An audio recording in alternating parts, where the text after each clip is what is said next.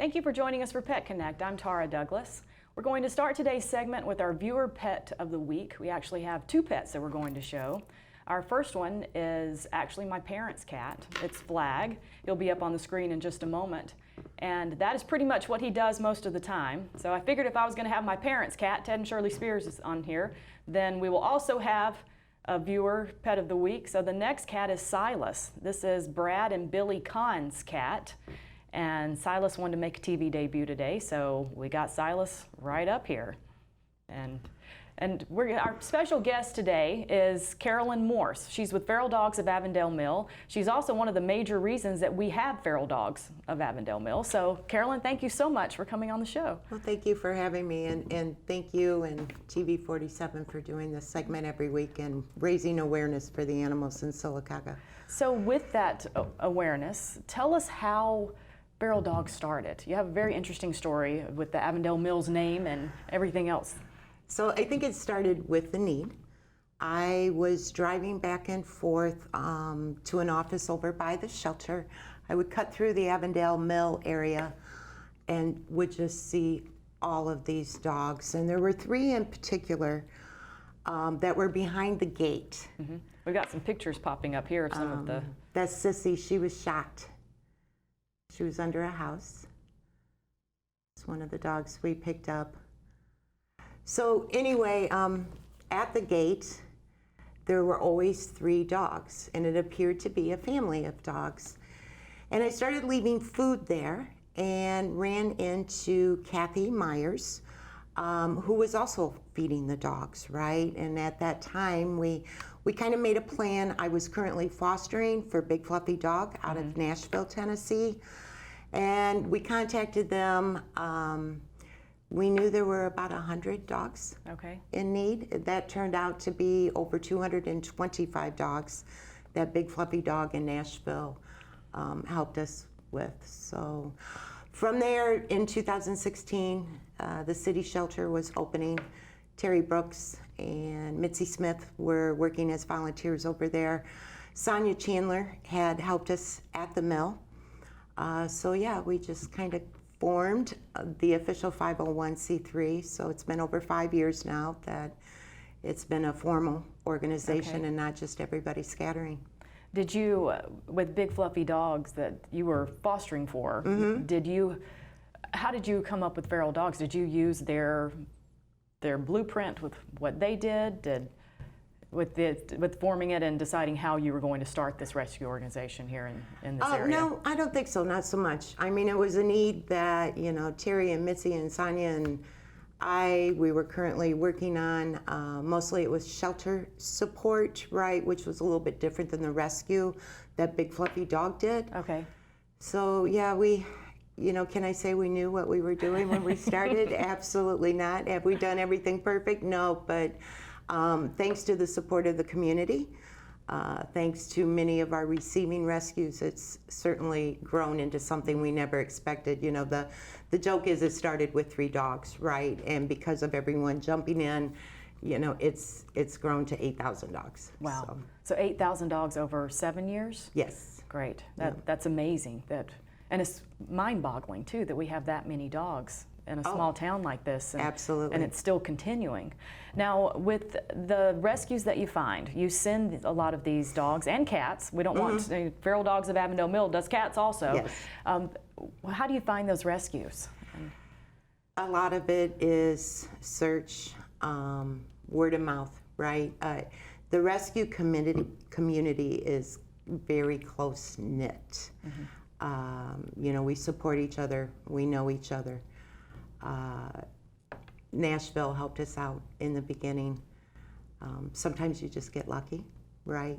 We do vet these rescues. We know the people personally. We have done visits. Several of us have been up to New Jersey. We've met the people taking the dogs. They support our rescues, right? We've seen the facilities. We know the dogs are safe. We get a lot of after pictures. Sadly, we probably do not post the happily ever after pictures enough just because of everything that's going on.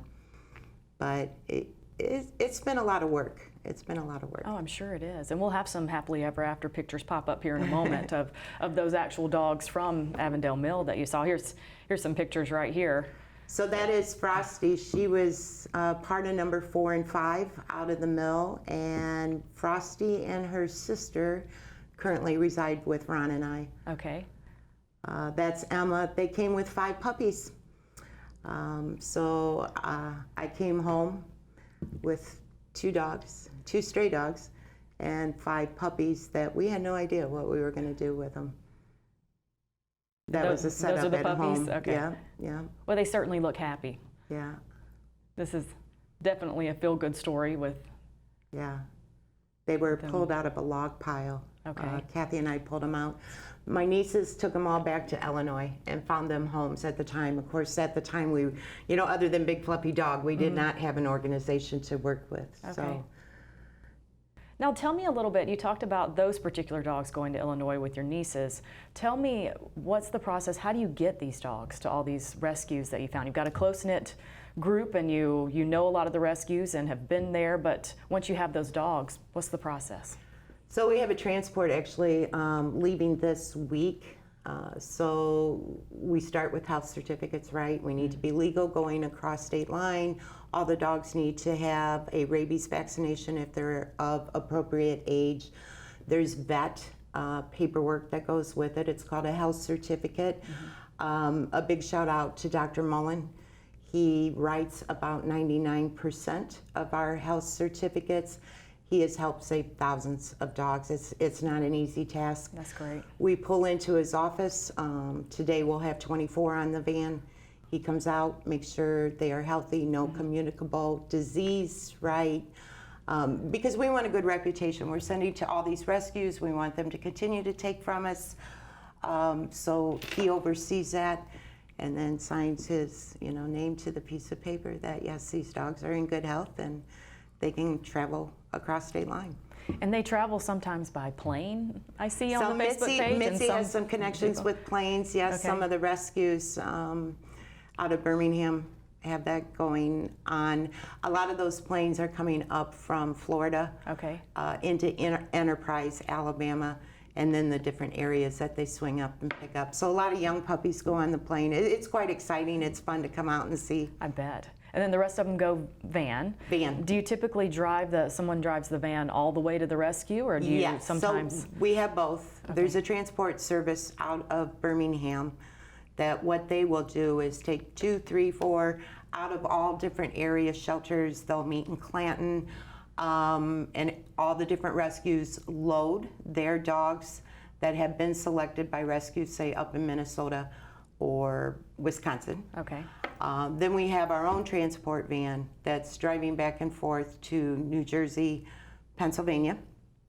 And then we use a service also, the same service out of Birmingham that goes back and forth to Florida. Okay. Now, we've touched on the dogs and cats needing to have their health certificates and how you get them there. There's a lot that goes with an organization like this, a lot of things that happen in the background that probably most people don't even think about. So tell us some of that. So one thing to consider is the van needs to be cleaned constantly, right? Like for today, we'll go for health certificates. The van will need to be cleaned. It goes out on transport. The van needs to be cleaned. Thankfully, there's a lot of volunteers that help with that. Patty and Gina mostly have kind of overseen that. Hey, is the van back? Hey, can I get it cleaned?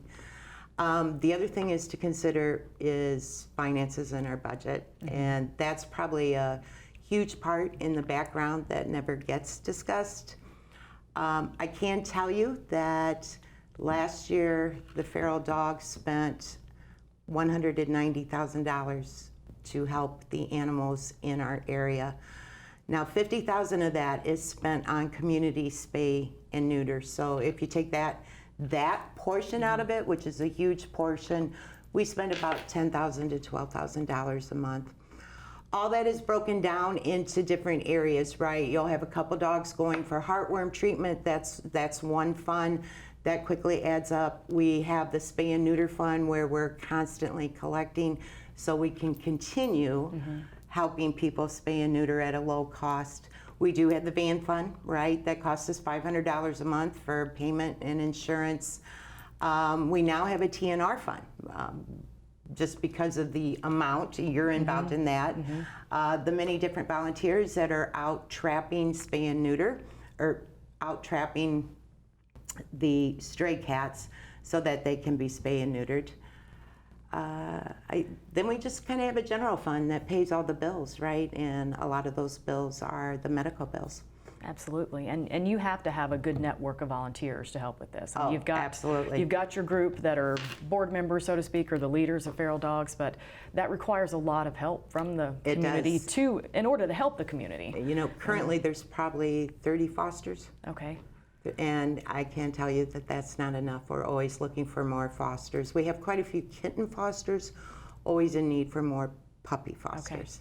Okay. And with the need for the fosters, there are, am I correct in saying there are about 60 dogs at the shelter right now that need homes? Probably a little higher with the amount of litters that Okay. are there. And hopefully some of those litters will be leaving this week. And of course that's tough when you've got litters that are born at the shelter. That's where the fosters come in. Sure. And feral dogs, we've talked about this in the past, but feral dogs provides all of the supplies for Yes. fosters. Yes. So if you've got the time and you got the space and you can foster, it's no out-of-pocket expenses. Right. And the setup is key, right? If you have a playpen, you can put a tarp down, you can put newspapers down. It makes for easy cleanup. You can keep the puppies contained. That is, if they're small. You know, we really do struggle with large animal fosters, and we understand that, right? You know, we have 5 dogs of our own, 4 of them precious Solocaga dogs, right? But it's hard to bring another adult dog into your home. So we do understand why there is a lack of large animal fosters.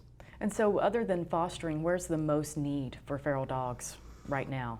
Finances is always one. We're always looking for funds. The more we can collect on spay and neuter, the more low-cost certificates that we can put out to the community. So explain that. I don't know that a lot of people understand. You know, you've got the spay and neuter vouchers out there. You periodically, when you can, run the lower cost spay and neuter vouchers. All of it's low cost. Right. But you have to raise the money in order to provide the lower cost for the community. So just to give you an example, our cost as a 501c3 is $59 for a female dog. Okay. Some of that cost is already subsidized by what the Alabama Spay and Neuter Clinic is bringing in for donations too. So at any given time, we will sell you a spay and neuter voucher for $59. Once we have collections high enough that can pay the difference, then we'll sell to the community at $25. So donations are making up the difference. A lot of those donations are coming from out of state, or they're coming from our rescues that are taking our dogs and want to give back and make our community better. Okay. Well, you certainly have made our community better with all of the hard work that you and Feral Dogs have done. And I wanted you to come on today so that you could tell more about what Feral Dogs does. We try to touch on different aspects, but you're right there in the middle of everything that's going on. And very, very grateful for everybody involved. Absolutely. It's not a one-person show. We have a lot of people that have really stepped up. The board members are constantly spending 40 hours a week along with the regular jobs, helping the animals and people. And hopefully we'll get more support from the community as well, not with just the spaying and neutering, but some help with the organization itself. True. Now, before we get out of here, we've got our available pet of the week. This is Chance. He is 3 years old and he is in foster right now. So you'll have a lot of information. If you're able to adopt him, you can get a lot of information from his foster parents. And he's a very sweet dog, isn't he? He is. He was living at the shelter for quite some time. He's in foster with Meredith Dempsey that provides some training, so she is taking a great dog and making him even better. That's great. And we also have, this weekend, we have the fun day at the shelter. It's Saturday, September 3rd from 11 a.m. to 2. And please stop by. You can pick up your pre-ordered barbecues, but also you can come and meet those 60+ dogs and all the cats at the shelter, and share this with as many people as you can so that we can get some adoptions for these dogs and cats that we have at the shelter. And thank you so much for joining us for Pet Connect. We will be on next week with Megan Bogan of Diamond Fitness. Thank you.